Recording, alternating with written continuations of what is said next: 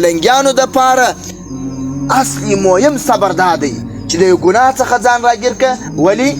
حیا د الله رب الجلال څخه وکړه. د یو ګناه څخه ځان راګیر که، حیا د رسول الله صلی الله علیه وسلم د کرداره وکړه، د رسول الله صلی الله علیه وسلم د صحابو د احوالو څخه حیا وکړه، د رسول الله صلی الله علیه وسلم د سیرت څخه حیا وکړه. بس ګناه څخه خپل ځان راګیر کړه. دا په حیا په خاطر کې د ګناه څخه ځان راګیر کړي، دا اولړه مرتبه دا د صبر ده. حیا څومره ښایسته شی دی. یو فقیه لیکلی دي، وایي ما ته د ډېرو شیانو ګټې معلومې سوي دي، خو د یوه شي ګټه چې هغه زما اوس ظاهر ته راوتلې ده چې ما ته الله رب الجلال دومره علم راکړی، هغه عالم وایي هغه د حیا په خاطر.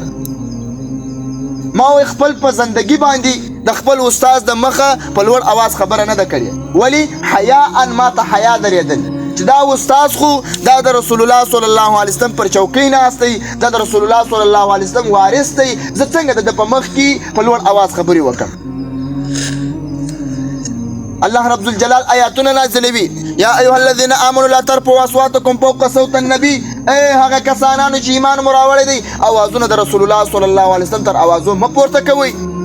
طریقت او تصوفو کې په ادبیاتو کې یو ادب هم دا دی چې اواز به د پیر تر اواز نه وي ولړ. یو خو هغه د غیر اختیاري حالت دی، په غیر اختیاري څخه د یو چا ته ژړا وسي، چغه وسي، په غیر اختیاري حالت کې بیا دغه صاحب د جذب دا مغلوب دی، حالت د غلبي کې دی، هغه بیا معذور دی.